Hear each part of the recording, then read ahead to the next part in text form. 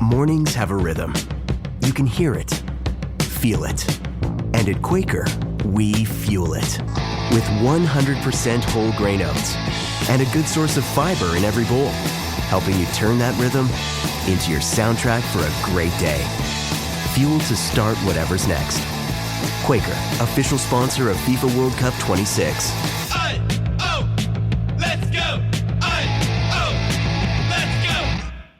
The new LinkedIn Hiring Pro can't undo your last hire. The human postponer.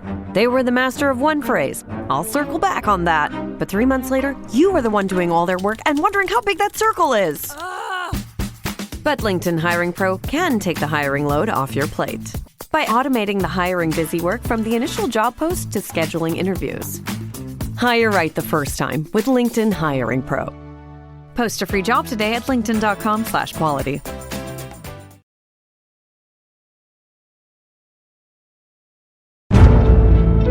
Welcome to The Hypnotist, the show that gives you inside access to cutting-edge hypnosis with real clients facing genuine issues. Brought to you by the hypnotherapist demanded by celebrities, CEOs, and even royalty, Adam Cox. These recordings took place live from Adam's clinic in London's world-famous Harley Street. So, get yourself comfortable and enjoy today's episode of The Hypnotist.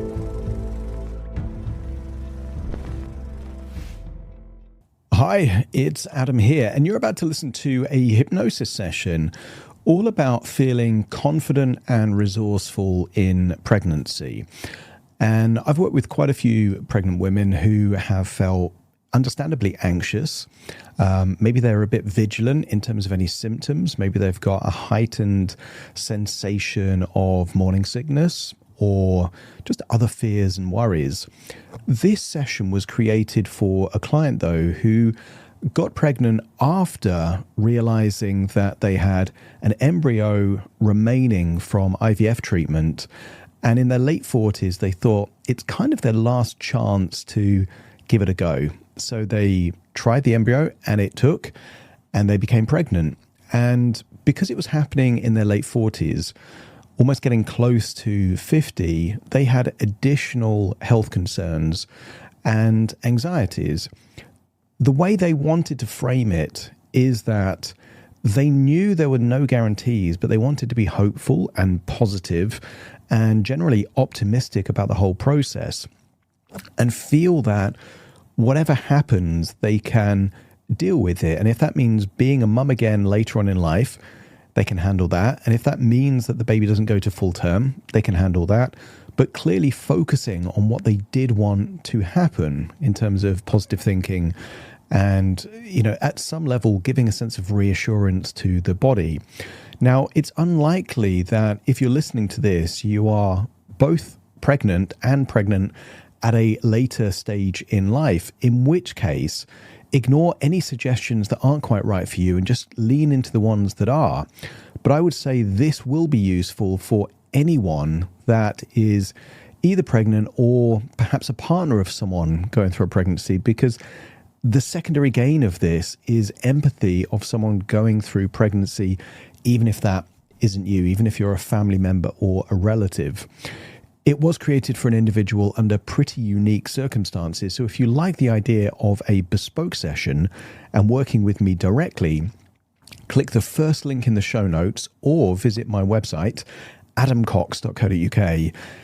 Click the link to find out how to work with me. And if you are interested in a consultation call, if you use the coupon code podcast because you're listening to the podcast, you get that at a 50% discount. So bear that in mind. For now, though, find a quiet, comfortable place where you won't be distracted or disturbed. Relax and enjoy the session.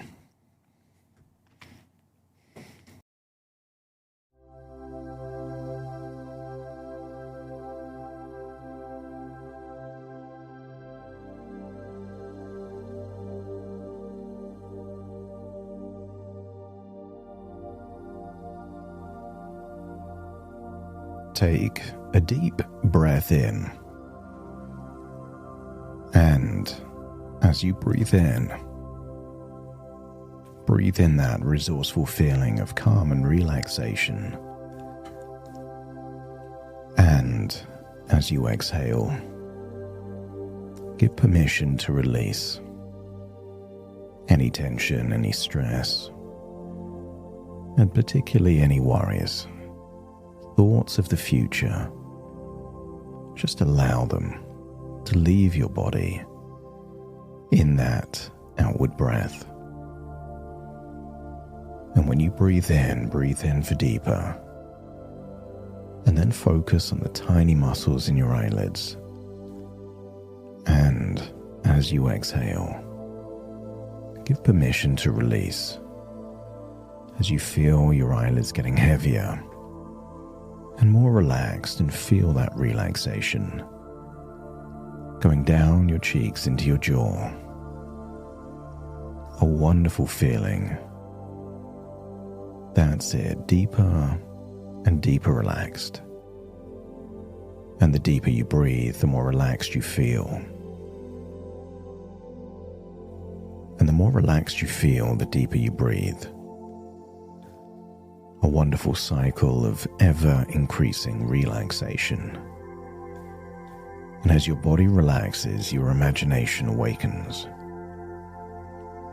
And I want you to imagine a sunny day and walking out into a front garden.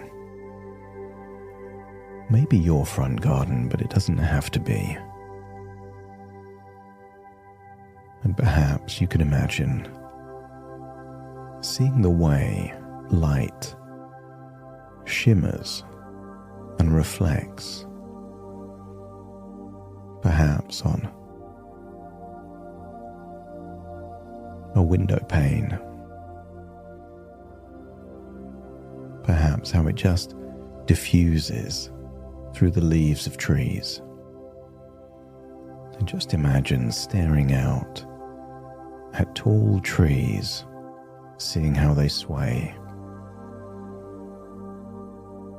And I wonder if you can get to that place that you've been many times before, where you get lost in your own thoughts, not because you're trying to, but just because it feels natural to do just that. And scan your body for any more clues of any stress or tension. That's it. And consider your outward breath a release valve. That's it, breathing in and breathing out. Not trying to feel any particular way. And not pretending that you don't care. Not pushing away excitement, but also not arguing with uncertainty. Simply allowing whatever is present to be present. Excitement is allowed and hope is allowed, but so too is anxiety or wonder. And you don't need to choose one and reject all the other feelings. You can be hopeful and uncertain. In fact, that's when hope is most useful, because with absolute certainty, there is no need for hope. You can feel excited and grounded,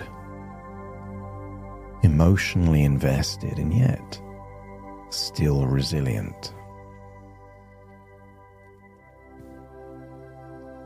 Connect with that feeling of caring deeply without needing to control the future. That's it. And just feel calm, relaxed, supported, and aligned, as though life itself is quietly holding you for these next few moments. Imagine that golden light, a soft, diffuse, dappled light, just like sunlight filtering through the leaves of tall trees. Those golden fragments of light gently moving across your face, your shoulders, and your arms. The kind of light that is not strenuous. You can see the light, feel the light, but not need to squint. And that light changes everything it touches. Imagine looking around and seeing colorful flowers, shapes and colors. Those small details that may normally pass unnoticed. And those tall trees rising confidently towards the sky. You don't see their roots hidden beneath the ground, but you know they're there. And I want you to get a sense that there is something to be taken from those tall trees and deep roots. Because resilience is not becoming rigid, and it's not refusing to feel. What if resilience is the ability to move with the winds of life without losing contact with your roots? Those trees can handle whatever the weather has in store for its future. And as you look at them right now under sunshine, you notice how adaptable they are, responding to the conditions that are here now in this moment. Sunlight when there is sunlight and rain when there is rain.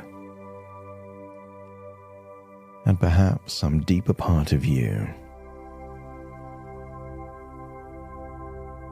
can connect with the idea that different periods of life have different intensities of weather. You've gone through storms and droughts. And I want you to get a sense that you've got through all of it. And that is evidence of your resilience. Your roots are deeper because of all the storms you faced in the past.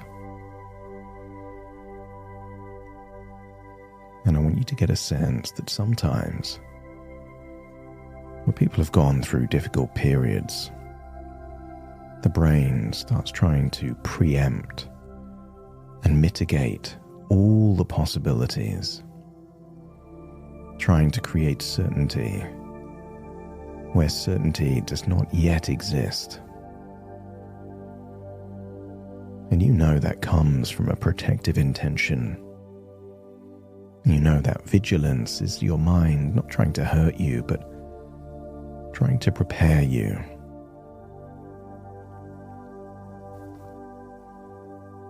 But that constant preparation can itself be a cause of stress or distress. But anticipation can move in more than one direction. If the mind can scan for symptoms of a problem, it can also scan for evidence of your health and vitality. If it can scan for danger, it can notice evidence of safety, possibility, and support. If your brain can rehearse disappointment, it can also rehearse trust, patience, and hope. And so you do not need to silence that protective part of you you can thank it, but challenge it to do more of what it's capable of. To scan for evidence that you are safe, that wonderful things are possible. The new role you give it can bring you back to the present to remind you, against certain odds, you are here. This is happening now.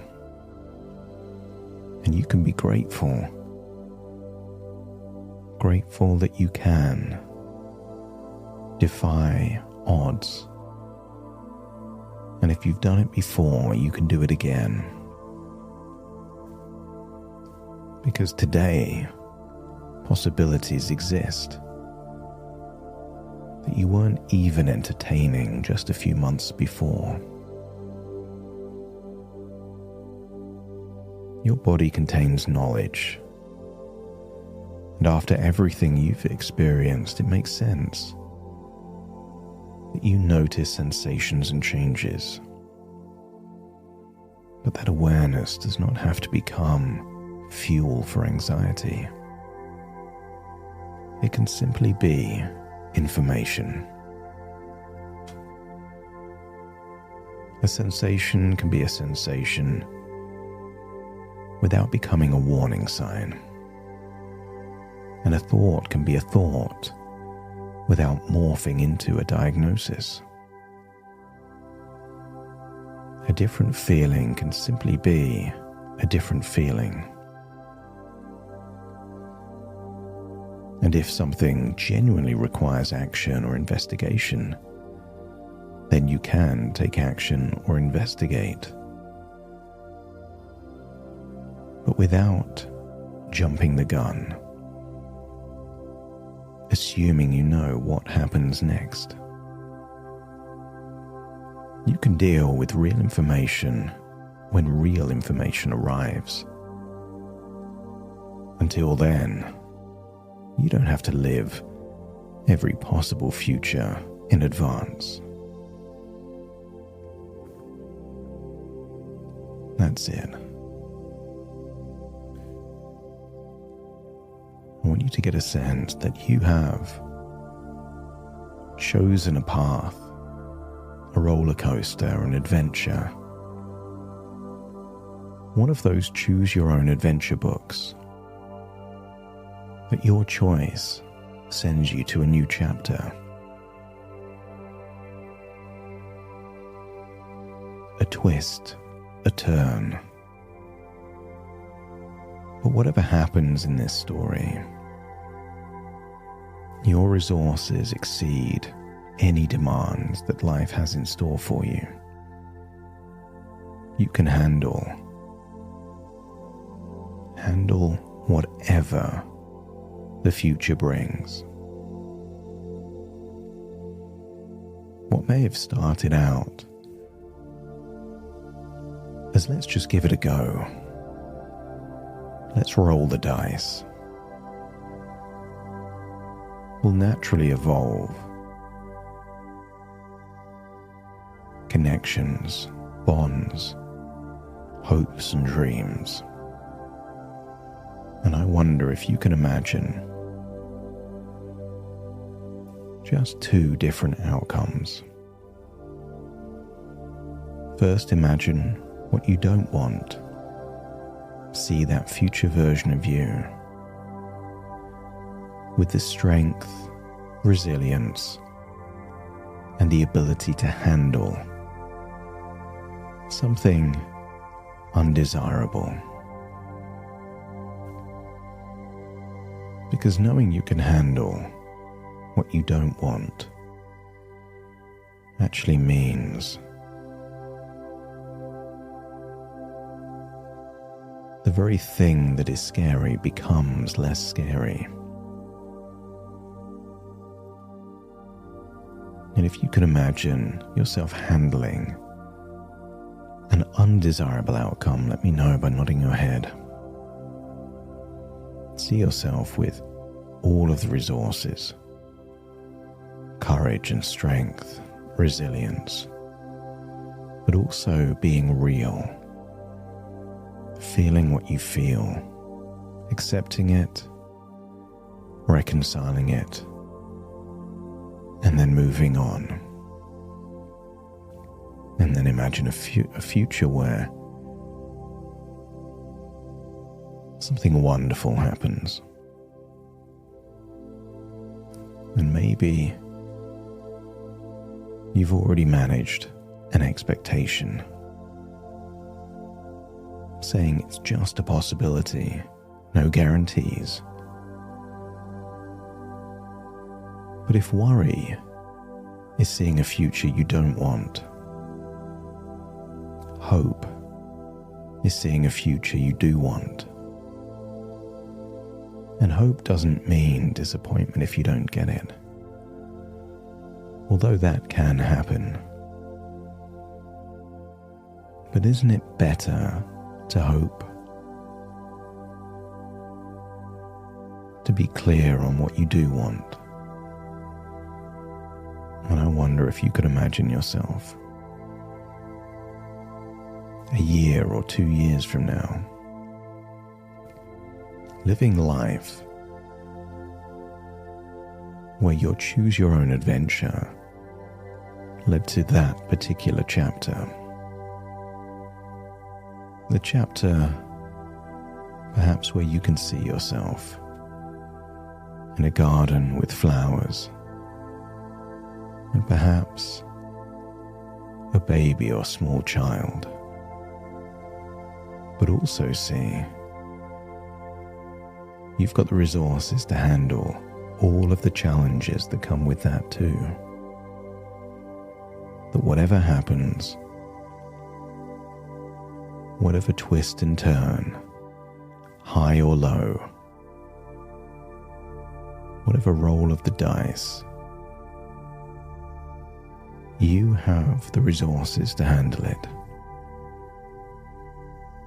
And if you can imagine that desirable future, let me know by nodding your head. Consider these two ends of a spectrum where everything else is just in between. Because if you can handle a best case and a worst case, you can handle the infinite variations in between. And as you hold that thought, just imagine glowing light going from the sky into your body, through your nose, down into your lungs, filling yourself up with a resource called hope. And what if hope, at some level, subtly influences possibilities? And as you hold that thought, it's time to float back from a future, from the garden, from your mind all the way back into the present. So take a deep breath in through your nose and out through your nose, and then wiggle your fingers and wiggle your toes. Connect and calibrate into the here and the now as I now count from 1 to 10 to awaken you. Starting to count. 1, 2, 3, waking up. 4, 5, 6, more alert. 7, 8, open your eyes, open your eyes. 9, 10, wide awake, wide awake, wide awake.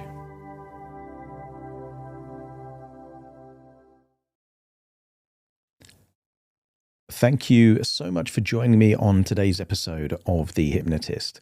If you've enjoyed this episode or got some value from it, please give it a 5-star rating and review. And maybe you know someone that would also benefit from this particular episode, in which case share the episode with them so they can also get the benefit too.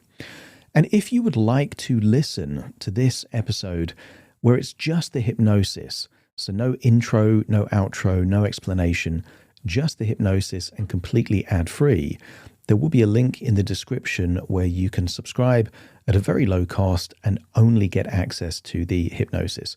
So if that's of interest, please check that out. Thank you again for being a regular listener of The Hypnotist, and I'll see you again soon for more.